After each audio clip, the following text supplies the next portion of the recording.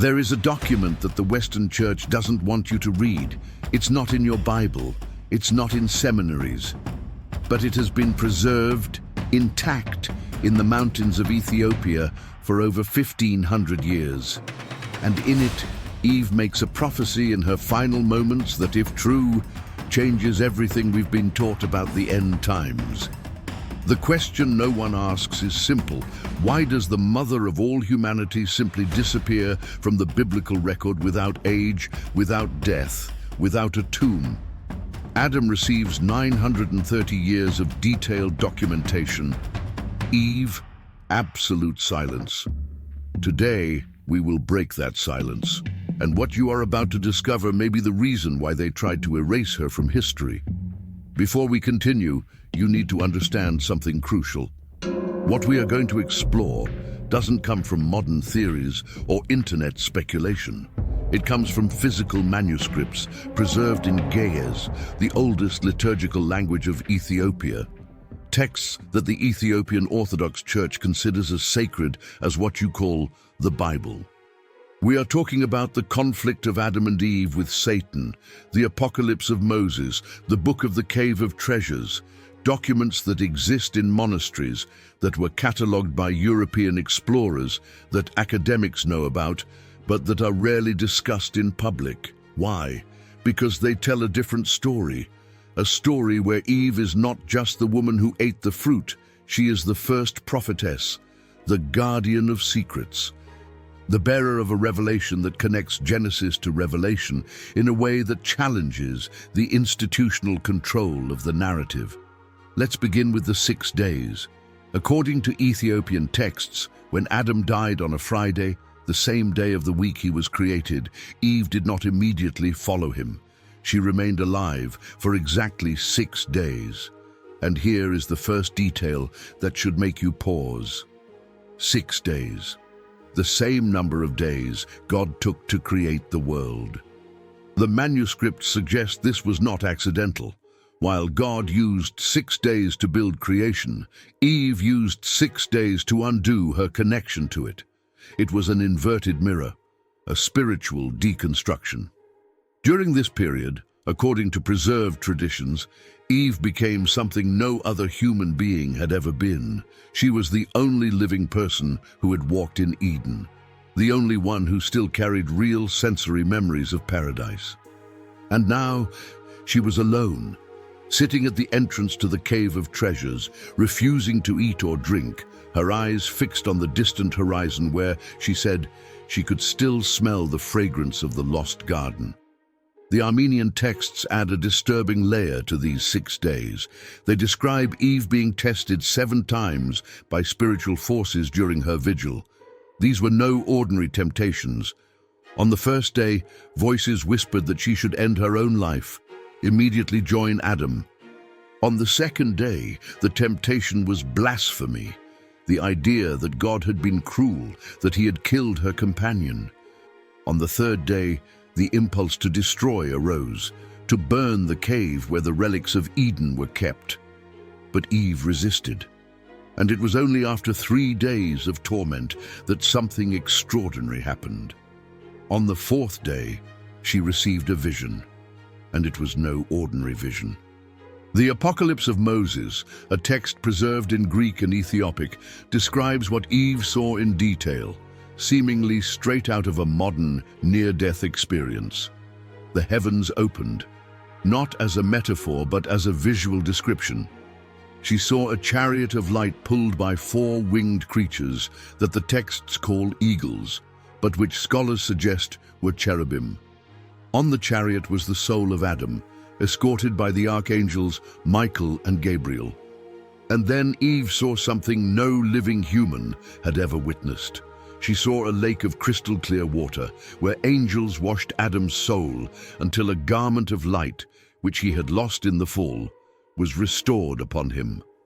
The manuscripts record that Eve understood at that moment that death was not annihilation, it was transition, it was return, and most importantly, she saw that Adam had been forgiven. But there is something in this vision that the texts preserve, and that is rarely discussed. Eve didn't just see Adam being purified, she saw beyond. Behind the angels, behind the chariot, she saw the garden. And according to the Ethiopian manuscript identified as MS 7013, preserved in the British Museum, she uttered words as she emerged from the trance. Words that were recorded and that change everything. She said that the garden had not been destroyed. It was only closed, sealed, waiting. This revelation carries massive theological implications. If Eden was not destroyed by the flood, if it still exists somewhere beyond human reach, then the promise of return is not symbolic. It is geographical. On the fifth day, when Eve felt her hours were numbered, she did something unprecedented. She called an assembly. The texts describe thousands of Seth's descendants coming from all directions, gathering around the entrance of the cave.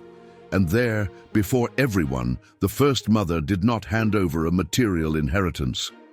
She handed over something far more valuable, a three-part prophecy, and this is where everything connects. Eve prophesied that the earth would be washed 3 times. The first washing would be with water.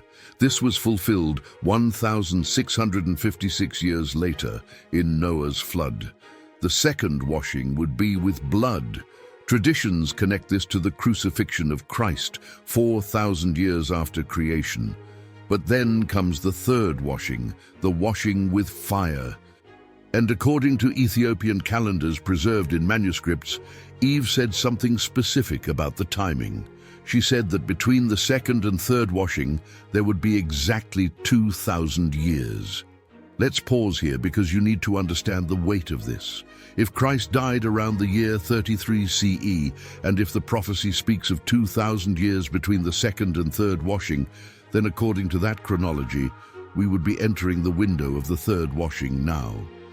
I'm not saying this is absolute truth. I'm saying this is the prophecy preserved in the Ethiopian texts, and it was suppressed from the Western canon. Why? Because giving Eve prophetic authority, especially an eschatological prophecy that can be calculated temporally, challenges theological control structures that prefer only ordained male figures to have access to knowledge of the last days. But the prophecy doesn't end there.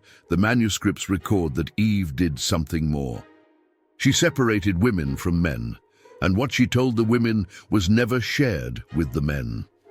According to the Apocalypse of Moses, Eve told Seth's daughters that they would carry a secret in their bodies, that each labor pain would be an embodied prophecy, that it would be the echo of the curse, but also the promise of the blessing, that when they felt the child tear open their womb to be born, they should remember that it would be the same when the promised one tore the veil of death. This private instruction established a female oral lineage of knowledge that was passed down from midwife to midwife, from mother to daughter, for thousands of years. And that patriarchal institutionalization tried to erase, but did not completely succeed. There is an anatomical detail in the manuscripts that is too disturbing to be literary invention. When the priests prepared Eve's body for burial, according to the conflict of Adam and Eve, they discovered that her blood did not coagulate. It remained liquid. The texts offer no scientific explanation. They only say that it was because her blood still resembled the garden, where there had never been a wound, where the blood had never needed to solidify to protect from harm. This kind of specific medical detail, preserved in texts over 1,000 years old, suggests that the scribes were recording something they considered a real observation, not allegory. Another element that defies conventional explanation. The Book of Jubilees, preserved complete only in Ethiopian Ge'ez, contains a statement that sounds scientifically impossible for its time. It describes that Eve possessed in her blood the formula for endless life, that when she ate the fruit, a seal was placed on her cells, that this seal would be transmitted to all descendants except one. We are talking about a text written millennia before the discovery of DNA. using language that describes genetic inheritance, cellular mutation, and biological exception. How did ancient scribes, without microscopes, without molecular genetics, arrive at a description that sounds like genetic editing? The sixth day arrived. According to the texts, when Eve finally breathed her last, something happened that witnesses recorded as a physical phenomenon. The earth beneath her body began to vibrate. It wasn't a destructive earthquake. The manuscripts use a specific word that scholars translate as pulse or resonance. And then they describe a sound, a deep sound coming from the depths, which they said contained words in a language no human spoke, the language of creation, which only the earth still remembered. Modern geologists know about low-frequency seismic sounds. They happen. But the description that they contained linguistic patterns is the kind of detail that makes you question whether the ancients were picking up something that our science still doesn't adequately measure. Seth organized the funeral with ritual precision, and here enters an element of physical journey that the texts preserve with geographical detail. The spices used on Eve's body were not common. The Book of the Cave of Treasures lists spikenard from Eden, cinnamon from the Gihon River, saffron from Mount Havilah. Seth had to travel. According to the manuscripts, he made a 7-day journey to the shores of what the texts call the sealed Eden. And here comes something extraordinary. The manuscripts record that when Seth arrived at the sealed gates of the garden, a cherub appeared. It did not stop him. It allowed him to gather plants on the outer edges, but not to enter. This is the only post-fall record of a human having partial access, even if only to the borders of the lost paradise.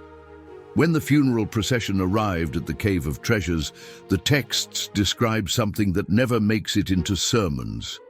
Satan appeared, physically, blocking the entrance. According to the conflict of Adam and Eve, Book 3, he declared that Adam and Eve were his, conquered in the garden, and that he would not allow them to be buried together.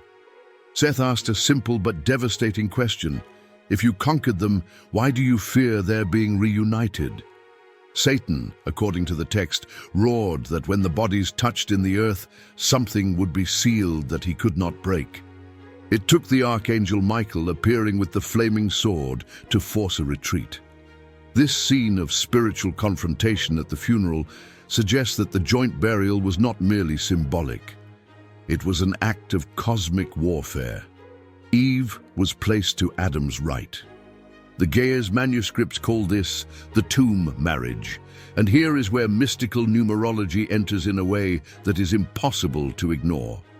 The cave, according to the texts, was 930 cubits deep, exactly the number of years Adam lived.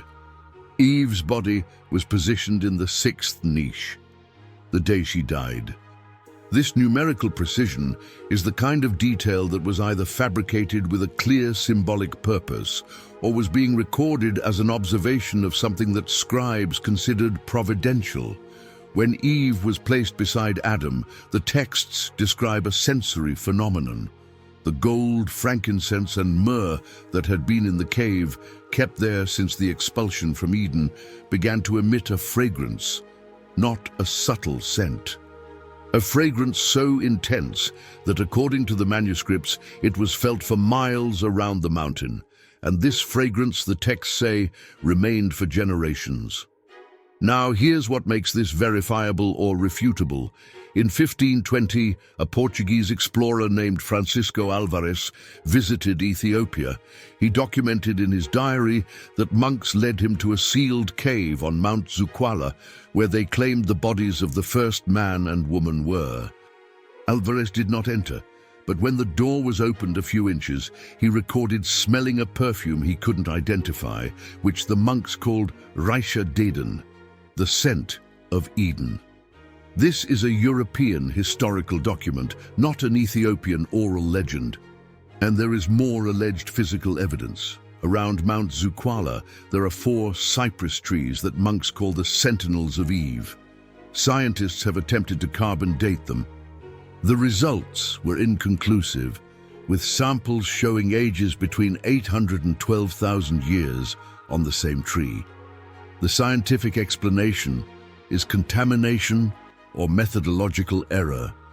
The monastic explanation is that Seth planted them using seeds from the tree of life.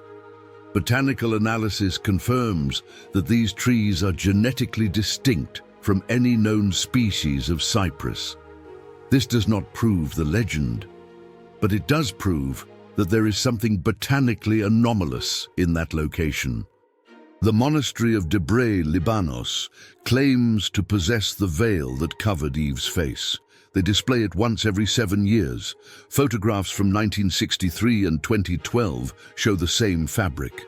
Unofficial analysis from 1998 suggested that the fibers were abnormally long and did not show the degradation expected for a 6,000-year-old textile.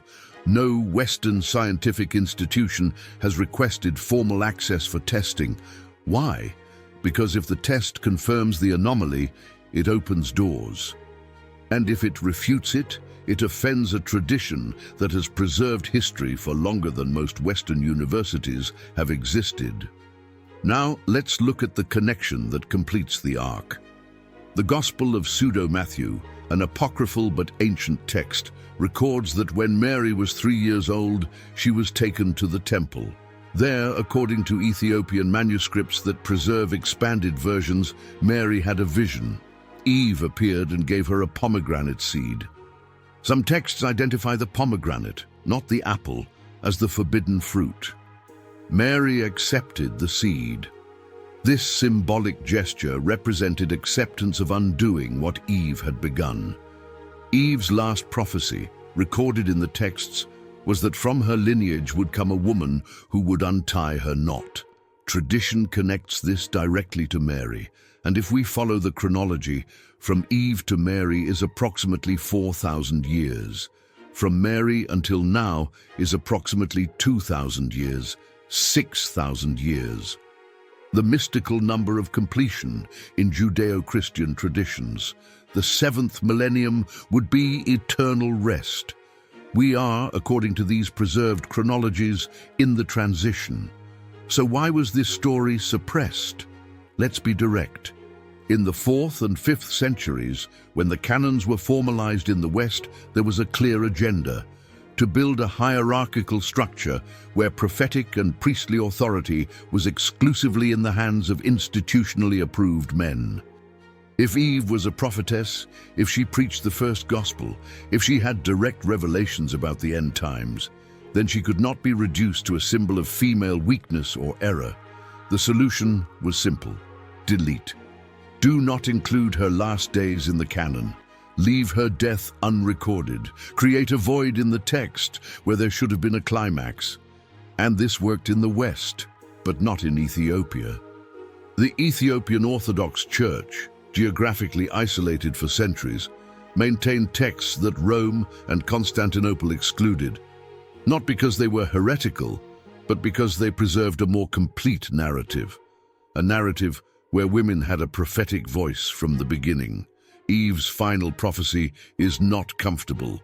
It says, we are entering the third washing, that the fire is coming, that the time between washings was measured in millennia, and that this time is drawing to a close. You don't have to believe it, but you need to know that it has been suppressed.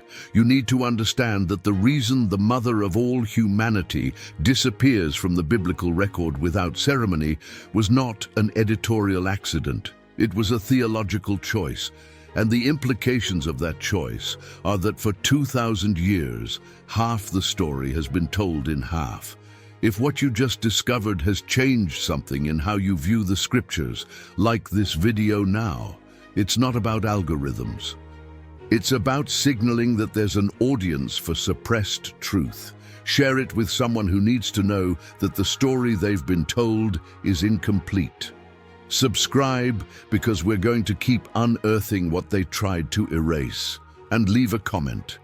Do you think this prophecy is literal or symbolic? The next scrolls we're going to open are even more disturbing. Until then, keep questioning, keep searching, because the truth has always been greater than what fit into approved dogmas.